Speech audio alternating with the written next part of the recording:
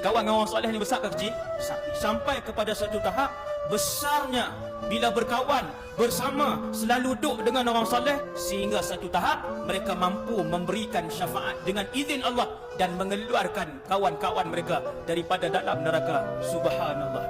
Alhamdulillahirabbil alamin, wassalatu wassalamu ala asyrafil anbiya'i mursalin wa ala alihi wa sahbihi ajmain.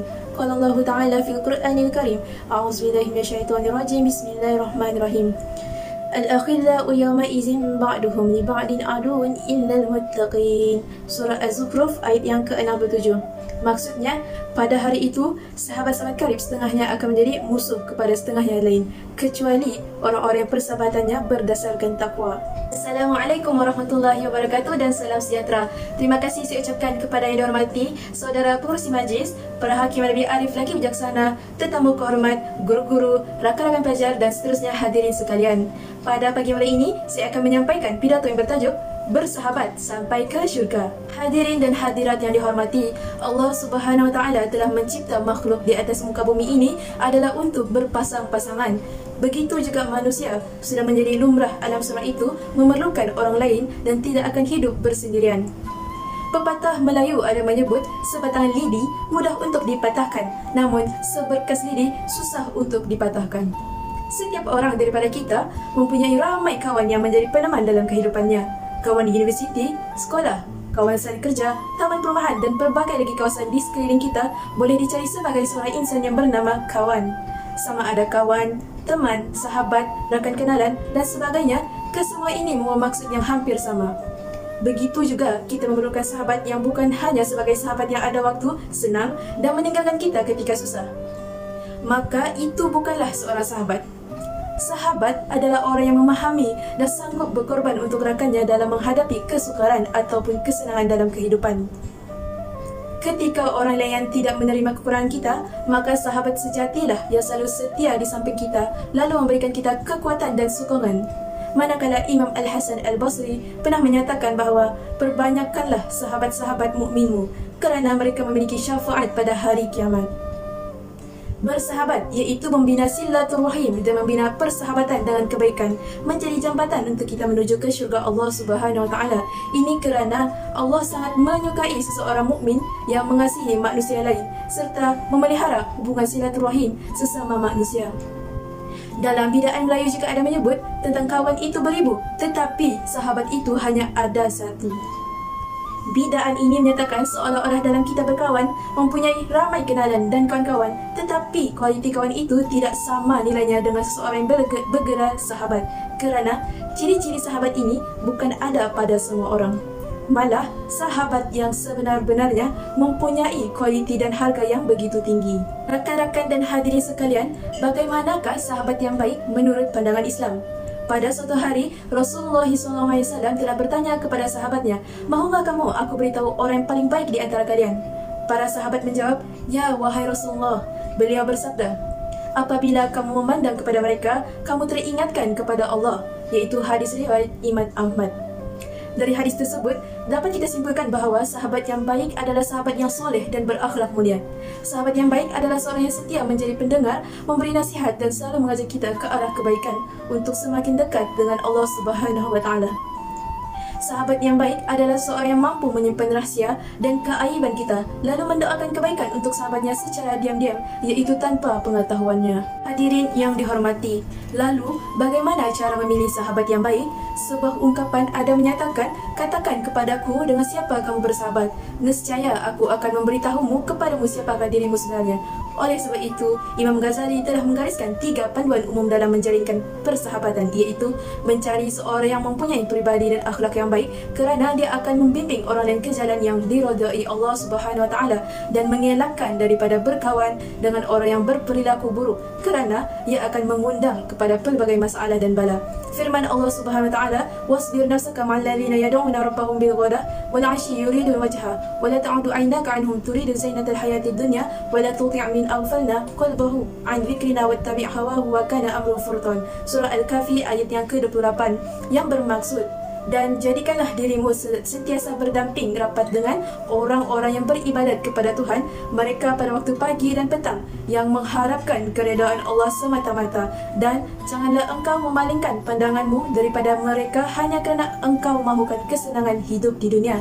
Dan janganlah engkau mematuhi orang yang kami ketahui hatinya, iaitu hati yang lalai daripada mengingati dan mematuhi pengajaran kami di dalam Al-Quran, serta ia menurut hawa nafsunya dan tingkah lakunya pula adalah melampaui kebenaran. Hadirin yang dikasihi, panduan dalam menjalinkan persahabatan adalah seorang itu hendaklah seorang yang berakal. Hal ini kerana apabila kita berkawan dengan orang yang jahil, ia akan sentiasa menimbulkan persengketaan, perselisihan dan kurang senang di antara kedua-dua pihak. Bukan sahaja itu, malah seorang itu haruslah menjauhi daripada berkawan dengan orang yang terlalu cinta kepada dunia, iaitu sentiasa melakukan sesuatu perkara yang bertentangan dengan suruhan Allah, sehingga meletakkan cinta kepada dunia lebih tinggi dari cinta Allah Subhanahu Wa Taala. Dalam Al-Quran, Allah menceritakan tentang kisah seorang lelaki yang beriman pergi menjenguk kawannya di neraka. Kawan tersebut pernah mengajaknya kepada kekufuran. Dengan keteguhan iman, lelaki tersebut berjaya menjauhkan diri dari kekufuran kawannya. Seperti firman Allah, Bismillahirrahmanirrahim, Qala tallahi in kitta laturdin, surah As-Saffat ayat yang ke-56. Yang bermaksud, dia pun berkata kepada kawannya yang berada dalam neraka, demi Allah, nyaris-nyaris engkau menceburkan aku dalam kebinasaan. Hadirin yang dihormati, Said Qutb pernah berpesan pada akhirat nanti, sahabat yang sentiasa berpakat bagi melakukan kejahatan akan tuduh-menuduh sesama sendiri bagi melepaskan diri. Manakala persahabatan yang dibina atas takwa akan berkasih sayang dan saling berpesan supaya berbuat kebaikan menuju jalan yang diredai Allah. Namun demikian, memang agak sukar untuk mencari sahabat yang telah dijelaskan oleh Imam Ghazali. Bahkan, ia bukan sesuatu yang mudah, lebih-lebih lagi di zaman yang penuh dengan fitnah serta maksiat di sana sini. Salah satu di antara cara untuk kita mudah mengenali orang soleh ialah dengan mencantikkan akhlak serta sifat yang ada pada diri sendiri terlebih dahulu. Apabila nilai-nilai murni dan baik ada dalam diri kita, maka secara tidak langsung kita akan menghindari segala anasir yang tidak sihat. Seperti mana dalam hadis Nabi, dua orang lelaki yang saling mencintai kerana Allah, mereka tidak bertemu kecuali kerana Allah dan berpisah kerana Allah, iaitu hadis riwayat Bukhari. Dari sinilah Allah Subhanahu Wa Taala akan membuka jalan dan mempertemukan kita dengan orang yang memiliki keinginan serta perlakuan yang baik seperti kita. Saudara-saudari yang dihormati sekalian, pada 2 November 2020 terdapat suatu kisah benar yang dapat memberi pengajaran kepada kita semua, iaitu kisah seorang remaja wanita telah membunuh rakan baiknya sendiri hanya kerana berlaku salah faham yang telah menimbulkan kemarahan pada suspek sebelum berlakunya pergaduhan. Lain daripada itu, terdapat kes polis menahan 10 pelajar tingkatan 2 di sebuah sekolah agama bagi menyiasat kes buli yang membabitkan seorang rakan dan mangsa dipercayai kerap dibuli beberapa rakan sekelasnya itu supaya menyiapkan kerja sekolah mereka. Namun demikian, sebagai seorang rakan, sepatutnya mereka ini melindungi apabila seorang itu berada dalam kesusahan, bukan mengabaikan dan membiarkan. Kepentingan memilih kawan yang baik akan menyelamatkan kita dari kejahatan, bukan kawan yang menyebabkan kita terjerumus ke dalam neraka. Oleh sebab itu, sekiranya kita ingin memilih dalam sahabat, maka buatlah pilihan yang secara bijak untuk memilih rakan-rakan yang memiliki ciri-ciri insan yang mulia. Hadirin yang budiman, Rasulullah pernah berkata, seseorang itu akan mengikut agama sahabatnya. Maka perhatikanlah dalam kalangan kamu dengan siapa kamu bersahabat, iaitu hadis daripada Imam At-Tirmizi. Dalam hadis di atas, dapat ia diumpamakan seperti seorang kaki pukul akan bertindak seperti singa apabila bersama kumpulan, namun bertukar menjadi tikus apabila bersendirian. Sekiranya kita sudah mempunyai sahabat yang baik, jagalah dan peliharalah ikatan itu. Semoga kita semua memiliki sahabat sejati di dunia dan akhirat. Sebelum mengakhiri wacana ini, jelaslah kepada kita bahawa untuk mencari seseorang sahabat sejati amat sukar sekali.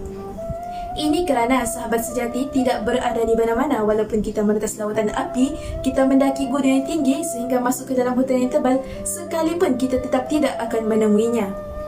Sahabat sejati tidak diperdagangkan dan tidak boleh diwarisi kerana ia lahir dari hati yang ikhlas.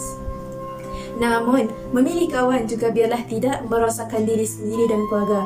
Tidak salah meminta pendapat, tetapi jangan diterima bulat-bulat. Hal ini perlu dipertimbangkan segalanya dan jangan main terima sahaja dan jangan mudah terpedaya dengan simpati atau baik hatinya kerana niat seorang itu belum dapat dipastikan. Kalau tidak, tak ada istilah kawan makan kawan. Semoga sahabat seperti ini dijauhkan dan ditemukan dengan sahabat yang dapat mendorongkan kita ke arah kebaikan. Demikian itu sahaja yang dapat saya sampaikan. Sebelum saya tutup pidato ini, saya ingin menyampaikan sebuah pantun dan memohon maaf jika ada salah silap. Semoga ilmu ini bermanfaat bagi kita semua. Merenung langit di kala senja, mengharap fajar akan menjelma. Padamu Tuhan ku panjatkan doa, persahabatan ini subur selamanya. Sekian, terima kasih. Wassalamualaikum warahmatullahi wabarakatuh.